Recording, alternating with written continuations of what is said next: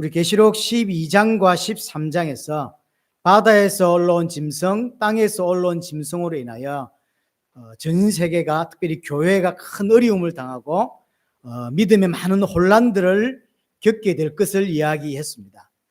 하지만 14장 1절에서 5절은 반대의 이야기라고 했죠. 그런 여러 가지 어려움과 고난이 있지만 반드시 하나님의 백성은 승리한다라고 하는 게 우리 14장 1절에서 5절 이야기입니다. 오늘은 6절부터 13절까지도 같은 맥락으로 이어집니다. 하나님의 백성은 승리하고 복음을 잘못 이해하고 하나님을 대적한 자들인 어떤 일을 당하는지를 설명하고 있습니다. 오늘 새 천사가 등장을 합니다. 6절 보시면 또 보니 다른 천사가 공중에 날아가는데 땅에 거주하는 자들 곧 모든 민족과 종족과 방언과 백성에게 전할 영원한 복음을 가졌더라. 첫 번째 천사가 등장을 합니다. 이 첫 번째 천사는 영원한 복음을 가졌고 그 영원한 복음을 가지고 날아간다라고 이야기를 하고요. 뭐 하고 있냐면 6절에 보니까 영원한 복음을 땅에 거주하는 자들에게 전합니다. 그러니까 쉽게 말하면 전 세계 복음을 전한다고 이야기되어 있죠. 땅에 거주하는 자라고 하고 플러스 곧 모든 민족, 종족, 방언, 백성이라고 했죠. 이는 전 세계를 의미합니다. 전 세계에 믿지 않는 모든 세상에 복음을 좀 전하고 있다라고 말하고 있는 거죠. 근데 그 복음의 내용이 뭐냐면 오늘 복음의 내용의 강조점이 뭐냐면 심판이에요. 심판의 복음을 전하고 있습니다. 7절 보시면 그가 큰 음성으로 이르되, 큰 음성으로 복음을 전한다는 이야기죠. 하나님을 두려워하며 그에게 영광을 돌리라. 왜 그래야 되냐?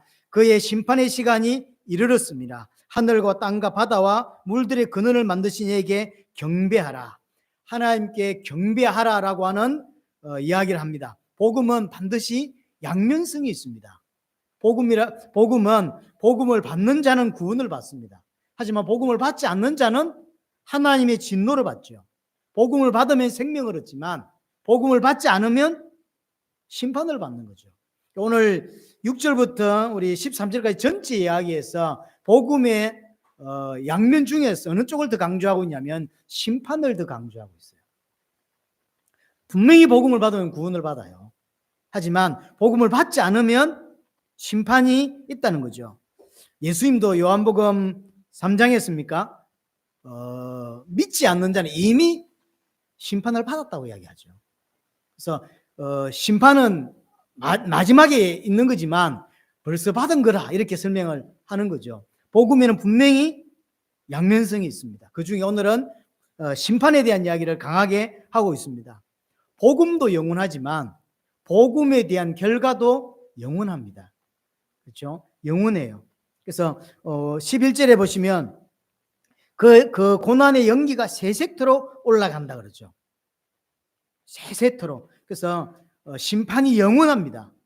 영원하다는 걸 왜 강조하냐면 당시에 로마 황제와 복음을 대조시키고 있기 때문이에요. 당시에 로마 황제였던 아우구스투스가 이 땅에 태어나고 온 것을 기쁜 소식 유앙겔리온이라고 그랬어요. 기쁜 소식이고 복된 소식이다라고 생각했어요.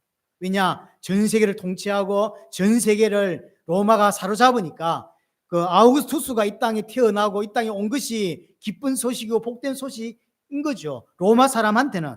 하지만 진짜 복음이 뭐냐면 진짜 기쁜 소식이 황제가 태어나고 그 황제로 인하여 그들이 혜택을 받는 게 진짜 복음이냐 기쁜 소식이냐는 거예요. 그렇지 않다는 거죠. 황제가 아니라 예수 그리스도가 이 땅에 태어나고 예수 그리스도를 통해 우리에게 주신 복음이 영원하고 황제에게 순종해야 될 게 아니라 예수 그리스도께 순종해야 된다라는 관점에서 영원하다는 것을 계속 이야기를 하는 거죠. 복음 자체가 영원하지만 당시 로마 황제와 비교시키기 위해서 대조시키기 위해서 하는 것입니다.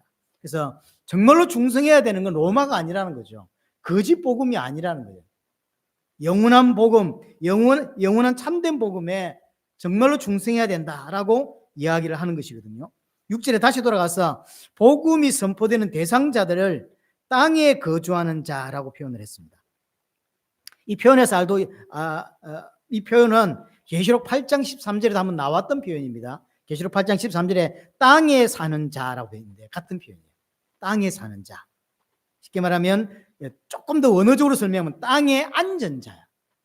땅에 앉은 자. 어떤 사람입니까? 하나님을 알지 못하고 다른 것을 우상으로 섬기는 사람들을 말하죠.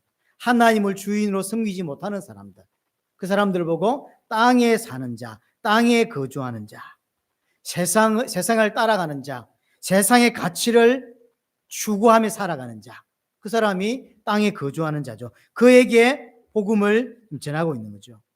분명히 알아야 되는 게 뭐냐면 예수를 믿는다는 것은 예수님께서 십자가 지시고 또 부활하셨다라고 하는 그 팩트를 믿는 게 예수 믿는 게 아닙니다. 그건 당연히 믿는 거죠. 그래서 예수님께서 이 땅에 오셨다, 그 다음에 십자가 죽으셨다, 그 다음에 부활하셨다라고 하는 것은 구원과 상관없이 팩트예요. 그냥 사실이라고. 근데 그 팩트를 믿는다고 구원받는 건 아닙니다. 예수님이 이 땅에 오시고 십자가 죽으시고 부활하심으로 인하여 어떤 일이 벌어졌느냐, 이걸 믿는 게 구원을 받는 것이지 사실을 믿는 게 구원받는 게 아니에요. 난 하나님이 살아계시다라고 믿는다고 구원받는 게 아니라는 거예요. 난 진짜 성경에서 말한 예수님 있다고 난 믿어 라고 한다고요. 구원받는 게 아니에요. 그건 팩트를 알 뿐인 거죠. 우리가 정말로 복음을 안다고 할 때 알아야 될 건 뭐냐면 예수님이 누구고 그가 십자가 부활로 어떤 일을 행하셨는지를 정확하게 아는 것을 믿는다라고 우리는 표현을 하는 것입니다. 예수 그리스도의 십자가 부활로 내 죄가 해결되고 하나님을 만나고 그 하나님을 인하여 하나님과 영원히 함께 할 수 있는 자가 되고 그 하나님이 나의 주인 되는 삶, 그걸 보고 예수를 믿는 거다라고 이야기를 하는 거죠. 그래서 지금 아직 이 상태가 아닌 사람들에게 복음이 선포되고 있는데 이 복음은 대부분 심판에 대한 복음이라는 거죠. 그 예수를 믿으면 어떻게 됩니까? 가치관이 바뀌어요. 가장 중요한 게 이 부분입니다. 그래서 우리는 겉으로는 이 사람이 예수 믿는지 안 믿는지는 분명히 알 수 없습니다. 예수 믿기 전에는 세상의 가치관을 따라갑니다. 예수를 믿고 나면 땅의 가치관이 아니라 하늘의 가치관을 따르는 자로 변한다고. 이게 예수 믿는 거예요. 그렇죠? 그래서 세상의 가치관을 부인하고 세상의 가치관을 따라 살았던 내가 하늘의 가치관, 하나님의 가치를 따라 살고자 바뀌는 거예요. 하늘의 소망을 두는 자로 바뀐다. 그게 사실은 예수 믿는 거예요. 근데 여전히 예수 믿으면서 땅의 가치관을 가지고 있다고 하는 것은 사실 이 땅에서는 잘 모르는 거예요. 구원받았는지 안 받았는지. 그렇죠? 자, 이 땅에 거주하는 자는 영원한 복음을 듣고도 어떻게 하냐면 그 복음을 따르지 않아요. 그래서 심판을 받는 거죠. 지금 첫 번째 천사가 등장해서 이 땅에 하나님을 주인으로 믿지 않는 세상의 가치를 따르는 모든 자에게 복음이 선포된다는 거죠. 그 복음을 듣고 따르냐, 인정하냐? 그렇지 않아요. 아무도 안 따르는 거예요. 오늘 본문 내용은. 그래서 짐승이 쏟아낸 거짓 진리를 따라가고 세상을 따라가지 하나님이 선포한 복음을 따라가지는 않는 것입니다. 결국 결론이 뭐냐면 거짓 진리를 받고 거짓 진리를 따라간 거짓 진리를 인도하는 그 짐승을 따라서 영원한 심판을 받을 수밖에 없는 거죠.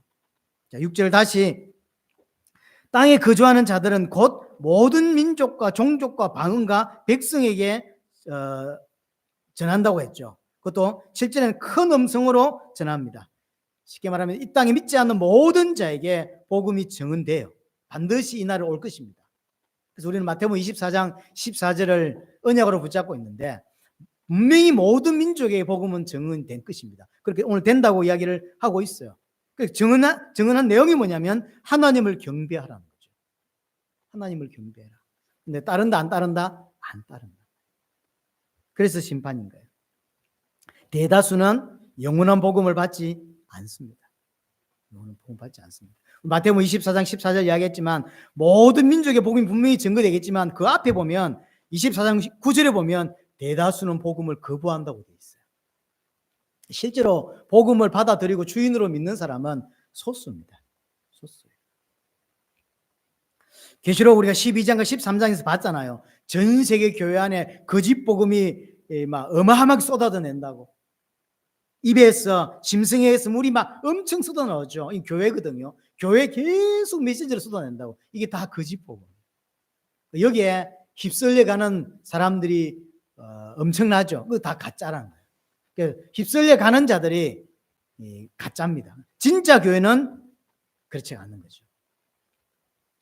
그래서 이제 마지막에 되면 될수록, 그래서 거짓 선지자가 많이 일어나고 거짓 교회가 많이 일어나면 날수록 교회는 어떤 교회로 바뀌냐, 변질되냐면 사람들의 육신적인 것을 채워주는 것으로 교회는 변질됩니다. 사람들이 듣기 좋은 말하고 사람들이 위로를 주고 사람들이 얻고자 하는 것을 얻을 수 있는 쪽으로 만들어줍니다. 진짜 영적인 이야기는 할 수가 없는 거죠. 모르니까. 왜냐하면 그 목사들은 대부분 가짜거든요. 마지막 때 이게 극명하게 갈라질 것입니다. 복음이 계속 선포됨으로 인하여 믿지 않는 성도들은 도저히 견디지 못해서 그 교회를 떠나는 일이 벌어질 것이고, 반면에 시스템을 잘 갖추고 육신적을 잘 채워주는 교회는 계속 부흥하는 일이 벌어질 겁니다. 근데 그걸 보고 부흥이라고 사람들이 이야기를 한다고. 사실은 그렇지가 않은 건데. 그러면 오늘 우리 1년 주제라고 할 수 있는 빌립보서 2장 11절에도 모든 입으로 예수를 주로 시인한다고 했는데, 모든 사람이 정말로 시인하냐? 마지막 심판다 앞에서는 시인합니다. 중요한 건 이게 억지냐 마음에서 우러나왔냐 이거야. 그래서 하나님 심판대 앞에 갔을 때는 진짜 믿는 자도 시인하게 되고 안 믿는 자도 시인한다고. 심판대에 서보니까 하나님이 진짜 있음을 알게 되고, 아 진짜 했구나 깨닫게 되겠죠. 그럼 구원받나요? 안 받습니다. 그래서 본문에서 하나님을 경배하고 이런 일이 벌어지지만 이 경배가 정말로 하나님이 사랑하고 하나님의 자녀이기 때문에 하는 경배냐? 그렇지 않아요. 그래서 이 본문은 계시록 11장에도 한번 본 적이 있습니다. 계시록 11장 13절에도 하나님께 불신자들도 하나님께 영광을 돌린다고 했는데, 그것은 믿기 때문에 돌리는 게 아니라 심판대 앞에서 진짜였구나라는 걸 알게 되는 거예요. 우리 가족 중에서, 내가 아는 사람 중에서, 내 지인 중에서 그렇게 날 보고 교회 오라고 하더니 그게 진짜였구나라고 하는 고백을 할 수밖에 없는 거죠. 이것은 믿기 때문에 하는 고백은 아니고요. 얕은 심판대 앞에서는 다 고백할 수밖에 없는 것이죠. 자, 두 번째 천사가 또 선포합니다. 무너졌도다 무너졌도다 큰 성 바벨론이야. 8절이죠. 또 다른 천사 곧 둘째가 그 뒤를 따라 말하되 무너졌도다 무너졌도다 큰 성 바벨론이여, 모든 나라에게 그의 음행으로 말미암아 진노의 포도주를 먹이던 자들아 라고 이야기합니다. 바벨론은 한마디로 말하면 세상의 권세, 세상의 힘, 세상의 가치, 세상의 사상, 세상의 어떤 문화, 이걸 말해요. 그 세상의 힘과 문화와 가치를 가지고 많은 사람들을, 많은 사람이 아니라 다죠, 다 끌고 갑니다. 그래서 이 진노의 포도주를 먹이는 자라고 그랬어요. 이 바벨론이라고 하는 이 존재가 이 땅에 모든 사람에게 진노의 포도주를 먹이는 거예요. 진노의 포도주. 진노의 포도주를 마신 자는 취해가지고 뭐가 복음이고 복음이 아닌지를 알아보지 못해요. 취해가지고. 이 진노의 포도주를 먹이는 이 바벨론이 결국 어떻게 된다? 무너진다는 거죠. 결국은 영원할 것 같았어요. 이게 그 큰 성 바벨론이라고 했는데 이건 다니엘 4장에 나온 표현입니다. 누가 한 말이냐면 느부갓네살 왕이, 바벨론의 느부갓네살 왕이 전 세계를 통치하고 이제 막 대단했던가. 그러니까 스스로를 뭐랬냐면 큰 성 바벨론이야 라면서 자자찬하는 거예요. 지혜가 심취해가지고 와 세상에 내 많은 사람이 있나, 자기가 하나님처럼 이제 존재하는 거예요. 그 바벨론 느부갓네살 하나님이 심판하는 장면에서 나온 게 그 큰 바벨론성이에요. 쉽게 말하면 하나님이 그 영원할 것 같고 완전할 것 같은 바벨론을 박살내버리는 거예요. 심판한다는 이야기죠. 반드시 무너지죠. 이게 무너졌다 두 번 설명했는데요. 이게 히브리적인 표현입니다. 무너졌다는 이야기는 미래에 있을 일이지만 이미 있는 것처럼 설명하는 거예요. 아직 지금 계시록 14장에서 종말이 아직 안 왔죠. 그리고 사단이 아직 결박이 안 됐습니다. 그런데 이미 된 것처럼, 쉽게 말하면 반드시 바벨론은 무너진다, 반드시 세상을 붙잡고 있는 세상의 짐승들, 바다에서 올라온 짐승과 땅에서 올라온 짐승과 그것을 아우르고 있는 용이 결국은 박살나고 결국 무너진다라는 걸 말하는 거죠. 이스라엘을 사로잡고 믿는 자를 사로잡고 있는 세상 힘, 세상 권세, 세상의 가치, 세상의 문화, 사상이 결국은 무너지는 거예요. 그게 바벨론이거든요. 이 바벨론은 계속 바벨론을 섬기도록, 세상을 섬기도록 유혹하고 우리의 믿음이 타협하도록 계속 강요합니다. 그게 술을 먹이는 이유예요. 분별하지 못하도록 만들어서 계속 세상을 따라오도록, 세상과 타협하도록, 세상과 신앙을 타협하도록, 그리고 여러 가지를 통해서 계속 믿는 자들을 유혹하는 거죠. 우리는 지금도, 이 땅의 기독교인들은 지금도 세상을 따르도록 강요받고 있고 믿음을 타협하도록 강요받고 있습니다. 그걸 아셔야 돼요. 우리의 믿음을 날마다 타협하도록 강요받고 있다는 사실이죠. 그리고 이 땅에서 살아가려면 세상에 타협할 수밖에 없는 것들이 사실 너무 많아요.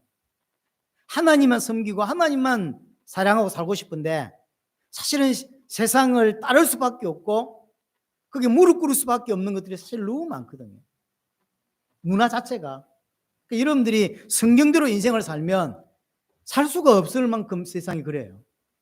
그래서 예를 들어서 뭐 대단히 타락하는 게 아니라 하더라도 예를 들어서 이제 이 땅에서 그래도 이게 풍성하진 않지만 돈이라도 좀 벌어먹고 살고 이러려면 자격증을 따고 해야 되잖아요. 국가 자격증은 100% 주일날 하거든요. 그래서 난 주일 제대로 지키겠다 하면 그걸 못 따겠는 거예요. 그게 너무 많죠. 그다음에 요즘 초등학생들, 중학생들 공부 옛날에는 이렇게 예를 들어 스포츠 쪽으로 가는 애들은 공부 다 포기하고 그것만 하잖아요. 요즘 그렇게 하지 않거든요.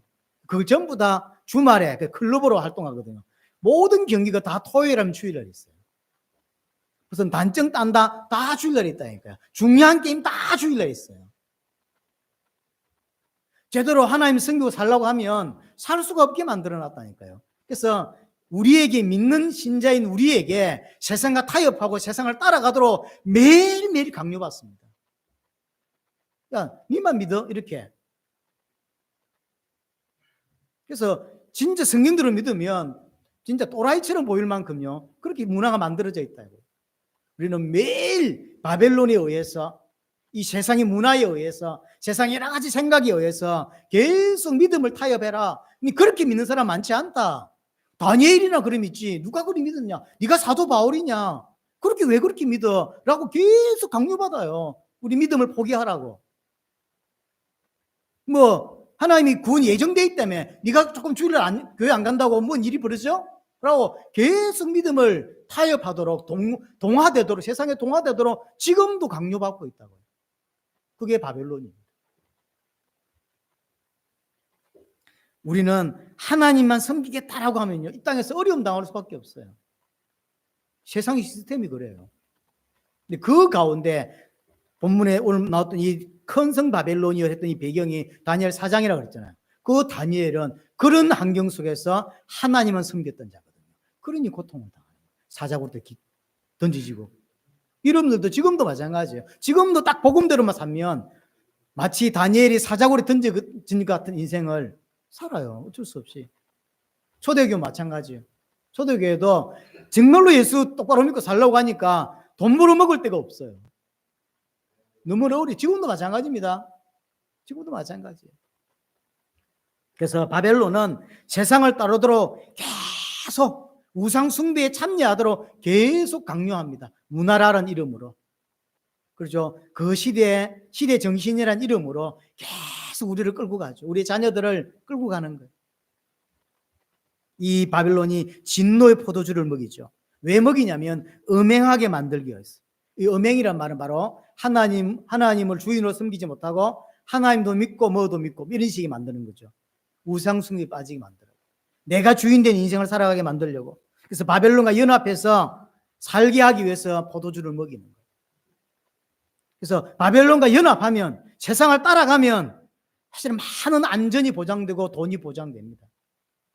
그렇죠? 근데 연합하지 않으면 안전이 보장되지 않아요. 그래서 진짜로 예수 믿고 살면 어려움 당할 수밖에 없는 것이고요. 바벨론이 주는 포도주를 거부하기가 너무 힘들어요. 초대교회 보세요. 길들을 가입하면 우상숭배를 해야 되고, 우상숭배 안 하려면 길드 가입이 안 돼. 길드 가입 안 하면 어찌 됩니까? 가난하게 살 수밖에. 다 길드에 가입해가지고 같이 돈 버는 거 사는데, 그게 가입이 안 됐다. 왕따를 당할 뿐만 아니라, 왕따는 중요한 게 아니죠. 왕따를 당할 뿐만 아니라 장사를 못 해 먹어요. 다 협회라고 다 붙여놨는데 지 혼자 따로 아무도 안 도와줘요. 아무도 장사 물건 안 팔아줘요. 그럼 어떻게 살죠? 거의 못 사는 거예요. 제대로 밥 깨도 풍성은 아니지만 밥 세 끼 이겨도 먹고 살려면 가입해야 되고, 가입하면 우상숭배 참여해 줘야 돼요. 참여 안 하려면 가입이 안 되고. 그러니 어떻게 살 기독교인이? 지금도 마찬가지라니까요. 지금도 기독교인의 모습은 딱 이 모습이에요. 그렇죠. 그래서 사실은 포도주를 거부하기가 쉽지가 않아요. 포도주를 마셨다. 한 번 오케이. 그래서 한 번 교회 안 가고 이제 그들이 원하는 대로 해줬죠. 한 번 마시면 두 번 마시게 되고 세 번 마시게 되고요. 나중엔 취하게 돼요. 저항할 수 없는 자리가 됩니다. 여기 이제 기독교인의 딜레마가 있는 거예요. 그들 하는 대로 세상 문화인데 안 할 수도 없고, 하면 두 번 내어주고 세 번 내어줄 수밖에 없어요. 계속 내어주면 타협할 수밖에 없고, 이제 어느 하다 보니까 취하죠. 뭐 그런 거죠. 제가 시골에서 아주 고리타분한 교단에서 훈련받고 살다가 부산에 타고 왔는데, 교회가 차를 타고 가야 되는, 그래서 갈 수는 없는 데인 거예요. 제가 머리에 들어온 게 주일날 절대 하나님 외에 다른 거 돈 쓰면 안 된다. 차비도 쓰면 안 되는 거예요. 근데 교회로 가려니까 그로서는 도저히 못 가는 거리라고. 근데 차 타고 가면서 회개했거든. 하나님, 제가 걸어가야 되는데, 안 되면 새벽에 출발해서 걸어가야 되는데, 근데 그게 이제 한 번 가고 두 번 가고, 나중에는 이게 너무 자연스러운 거죠. 처음에는 죄책감이 생겼는데, 제가 주일날 돈 써본 적이 없는데, 어떤 주일날 아침부터 제가 바쁘거든요. 이제 와서 주일학교 9시부터 하니까 8시까지 교회 와서 준비하고, 애들 올 준비를 다 챙기고, 9시부터 애들 가르치고, 끝나고 나면 성가대 연습, 끝나면 11시 대예배, 끝나면 청년회 모임 따로 하고, 마치자마자 밥 먹고 좀 쉬다가 오후 2시 반부터 또는 3시부터 주일학교 2부 마치자마자 저녁에 준비, 저녁예배 마치고 또 어디 가거든요. 그래서 집에 들어오면 새벽 1시 반에서 2시였어요. 그게 제 인생에 20몇 년을 그렇게 살았다고. 청년 때 24살 때부터 계속 그렇게. 그러다가 어느 날 교회에서 식사를 못한 거 바빠가지고. 근데 배가 얼마나 고프든지 짜장면 한 그릇 사 먹었는데 얼마나 죄책감이 시달리는지 몰라요. 제가 차라리 굶어 죽었어야 했는데 제가 짜장면을 사 먹었다고. 사 먹고 나니까 어때요? 배 부르고 너무 좋거든. 그럼 다음에 또 사 먹을 수 있어요, 없어요? 또 사 먹어요. 계속 타협을 간다고. 그래서 저는 원체 고리따분하고 또 너무 율법적인데 배워서 그런지 그 다음부터 가능한 안 하는데, 지금은 복음을 받아서 아무 상관이 없는 일이지만, 그게 한 번 양보하고 두 번 양보하고 세 번 양보하고 계속하면 취하게 돼 있어요. 취하면 저항할 수 없게 되고 그들이 원하는 대로 가는 거예요. 같이 다니던 청년이 시집을 갔어요. 뭐 그런가 보다 했는데 찾아왔어요. 전사님, 시어머니가 딱 한 번만, 너희들이 결혼을 했으니까 한 번만 제사에 참여하라는 거예요. 절하라는 거죠. 한 번만 딱 절하면 그 다음은 절 안 하겠네. 이 교회당 내가 알고 있으니까 어떻게 하죠? 그러더라고. 어떻게 하면 좋겠냐 그랬더니, 분위기가 딱 한 번만 해주면, 한 번만 딱 절하고 그럼 진짜 그럴까?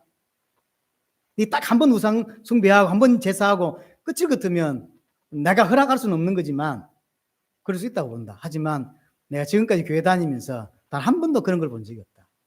한 번 내어주면 두 번 내어주고, 두 번 내어주면 세 번 내어주는 건 일도 아니죠. 일도 아닙니다.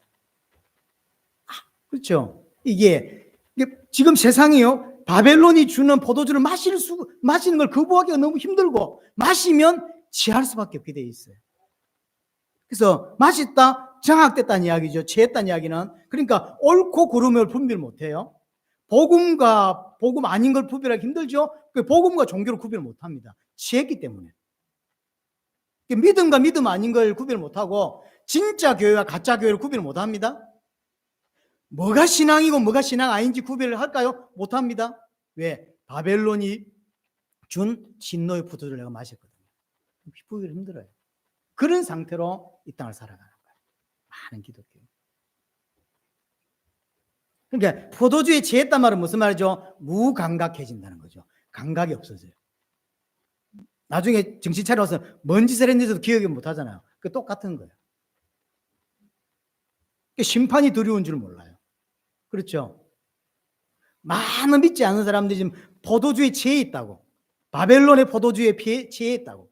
그래가지고 하나님의 두려울 줄 모르고 심판이 두려움을 모른다고. 지옥 이야기를 해도 지옥의 무서움을 조금도 못 느낀다니까요. 지옥이 있으면 어떡하지? 이런 생각이라도 해야 되는데 사람한테 다 똑같겠지 뭐 이러면서 지옥도 내만 같겠냐 다 가니까 견딜만 할 거다 이러면서 그게 무슨 소리인지도 못 알아들어요. 그 영원할 것 같은 바벨론이 무너지는 거예요. 우리가 짧은 세상을 살아가면서 어쩔 수 없이 그게 무릎 꿇고 어쩔 수 없이 복종하고 그게 순종을 살았는데 그 바벨론이 무너진다. 왜 이 말을 쓸까요? 어디에 충성하고 어디를 바라보고 살아야 되냐를 설명해 주고 싶은 거죠. 우리를 강압적으로 짓눌러서 복음 아닌 다른 것에 순종하게 만드는 그 세력이 얼마 안 가서 무너진다니까요. 영원하지 않단 말이에요. 포도주에 취하니까 이걸 보지 못하는 거죠. 자, 9절 10절 이야기는 세 번째 천사가 또 선포합니다. 그 선포의 내용도 결국 또 심판이에요. 보세요. 또 다른 천사가 곧 셋째가 그 뒤를 따라 큰 음성으로 이르되 만일 누구든지 짐승과 그의 우상에게 경배하고 이마에나 손에 표를 받으면 이제 따라가는 거죠. 짐승을 따라가는 거죠. 10절 그도 하나님의 진노의 포도주를 마시리니 그 진노의 잔에 섞인 것이 없이 부은 포도주라 거룩한 천사들 앞과 어린 양 앞과 불과 유황을 고난을 받을 것이다. 끝까지 짐승을 따라가면 어찌 된다? 무시무시한 심판이 있다는 거죠. 그렇게 말하잖아요. 10절 마지막 부분에 불과 유황으로 고난을 받는데 11절에 얼마만큼 받는다? 세세토록 받는 거예요. 불과 유황으로 심판을 영원토록 세세토록 고난받습니다. 근데 왜 그걸 몰라요? 취했거든요. 진노의 포도주에 취해 있었어요. 그래서 못 보는 거예요. 무감각해졌어. 짐승은 지금도 세상 문화라는 이름으로 세상이라는 이름으로 육신적인 것을 가지고 우리를 협박합니다. 경제를 가지고. 그냥 먹고 살아야 되잖아요. 먹고 살아야 되기 때문에 자꾸 타협하게 만들고 협박한다고. 그런데 그게 협박이 못 이겨서 결국은 짐승에게 충성하게 되죠. 짐승의 심판, 짐승에 순종하게 된다고. 결국 그게 심판인데. 바벨론의 포도주는 일시적인 겁니다. 곧 끝납니다. 심판 앞에 섰을 때 그 어마어마해 보이던 바벨론이 세상이 무너진다니까요. 하지만 하나님이 주시는 포도주는 영원한 거죠. 하나님이 주시는 구원이 영원하고 하나님의 심판 또한 영원하다는 걸 기억해야 돼요. 고난을 받으면서 왜 계시록 14장에 요한이 이 이야기를 쓰고 있을까요? 우리가 받는 고난이 잠시라는 거죠. 그에 비해서 하나님 우리에게 주는 구원은 영원하다는 거예요. 근데 잠시 있을 것 때문에 영원한 걸 포기할 수 없거든요. 그래서 우리가 무엇을 두려워하고 무엇을 안 두려워해야 될지를 말해주고 싶은 거죠. 정말 두려워할 것은 이 큰 바벨론이 아닌 거죠. 그렇죠? 이 큰 성 바벨론 힘이 대단하다니까요. 거부하기 힘들다니까요. 지하면 그게 따라갈 수밖에 없다니까요. 하지만 그 큰 바벨론, 영원할 것 같은 바벨론이 하나님의 심판대 앞에 서더란 말이에요. 그게 기간이 얼마 안 됐단 말이에요. 우리 인생이 짧아요. 그래서 우리는 진짜 뭘 두려워해야 되냐? 몸과 영혼을 죽이지 못하는 자를 두려워하지 말고 오직 몸과 영혼을 능히 지옥에 멸할 수 있는 자를 두려워해야 된다라고 예수님이 마태복음 10장에서 이야기를 하죠. 우리는 정말 뭘 두려워해야 되냐? 바벨론이 아닙니다. 하나님이에요. 하나님. 저와 여러분들 과거를 돌아보세요. 제가 이제 한국 나이로 57인데 어쩌다 이렇게 됐지 이 생각이 들어요. 제 어릴 때 시골에 생각해보면 57은 완전 할아버지죠. 근데 내가 지금 그 나이가 되고 보니까 와 내가 벌써 그리 됐어 이런 생각이 와 어쩌다 이리 됐지 이런 생각이 들더라고요. 우리 전사님은 한갑인데 축하를 드립니다. 벌써 금방 60년 왔어요. 거의 금방 짧다니까요. 이 짧은 세월 속에서 바벨론은 강력한 힘을 가지고 우리를 계속 협박하고 타협하게 만들어요. 지금도 강요한다니까요. 믿음을 타협해라. 세상을 따라가라. 독불장군처럼 살지 마라. 니만 그리스도인이 아니다 라고 계속 타협하게 만들어요. 그리고 타협하게만 만드는 게 아니라 여러 가지를 주어서 타협할 수밖에 없도록 포도주를 마실 수밖에 없도록 거부하기 힘들도록 문화를 만들어놨더라. 대학생이 좀 잘 모르는데 과에 들어갔더니 과 가면 다 술 마시는데 안 마실 수가 없는 거예요. 그렇죠. 그 또 어떤 회사거든요. 중요한 걸 하면서 고사를 지낸다고. 요즘도 고사를 지낸다고요. 그걸 거부하기 힘든 거예요. 중요한 회사에 들어갔는데 어렵게 갔는데 사장, 회장 다 나와서 고사 지내는데 지만 떡 서 있어 보세요. 너무나 힘든 거. 거기서 하나님이 내 주인이다 이런 사람은 서 있죠. 왜냐하면 하나님이 내 주인이니까. 나는 그렇게 살지 않기로 결정했으니까. 나 가난해 좋아. 난 하나님 믿고 살겠어. 라고 답이 나온 사람은 괜찮은 거예요. 그게 힘들다. 처음에 제가 군에 가서 1사단에 있을 때 처음에 엄청 걱정 많이 했거든요. 이 술 먹이 끄고 뭐 시킬 건데 할 수도 없고 안 할 수도 없고 딱 첫날 나불백 메고 딱 들어갔는데 입구에서 나불백 입에 물고 기 들어가게 하거든요. 무기 잡는 거죠. 그게 봄 들어갔는데 이게 300m, 400m예요. 그걸 끌고 이제 저 혼자 들어간 게 아니라 이제 6명인가 같이 부대로 이제 전입을 들어가는데 그 첫날 신병 들어왔다고 오랜만에 신병 들어왔다고 회식을 하는 거죠. 근무병들 몇 명 빼놓고 전부 다 이제 부대장이 허락한 아에서 술 먹고 막 이렇게 난리를 친 거죠. 이등병이 이제 술을 크게 부어가지고 한 잔씩 원샷을 때리게 하는 거죠. 그 먹는다고 제가 아니잖아요. 그 제가 끝까지 안 먹고 들고 있었거든요. 그 왜 안 먹어야 돼요? 제가 설명을 길게 할 수는 없잖아요. 그냥 한마디로 그냥 전 예수 믿는데 술을 못 먹습니다. 그랬더니 먹으라는 거예요. 못 먹겠다 그랬더니 어깨 동무를 이렇게 하더니 저게 술 취해가지고 그 삐리삐리하는 게 저게 군종이야. 저게 기독교 군종이래. 기독교 군종이 제일 술 잘 먹어요. 가짜인 거죠. 네가 저보다 믿음 좋아 이러더라고. 내가 어떻게 알아? 가만히 있었지. 그럼 그래 끝났으면 되는데 제가 이제 간척반이었는데 간척반이 제일 많아요 인원이.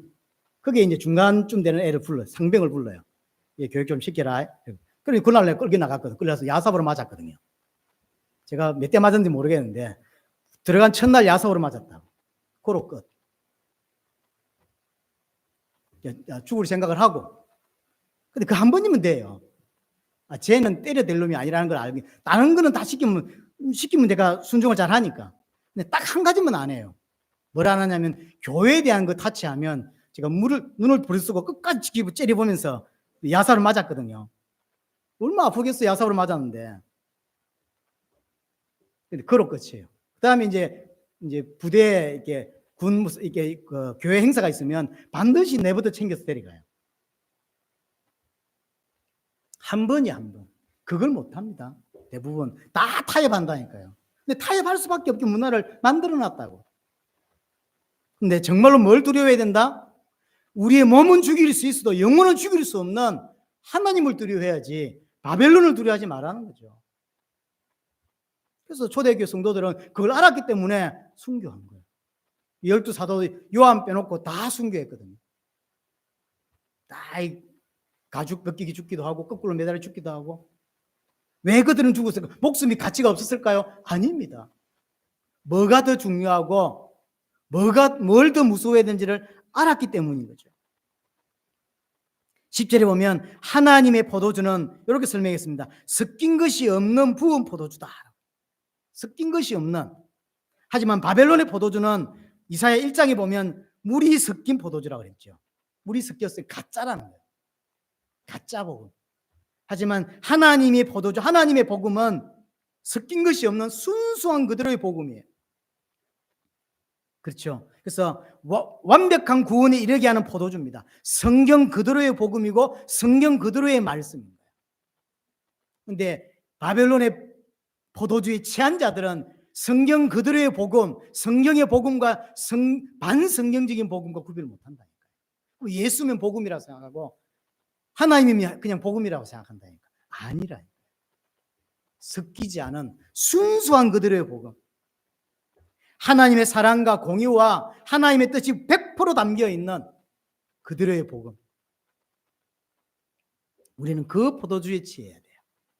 하나님의 복음, 하나님의 말씀, 100%의 성경 그대로의 복음에 취해야 된다고. 그 말은 하나님께 완전히 사로잡힌다는 것이죠. 정리합니다.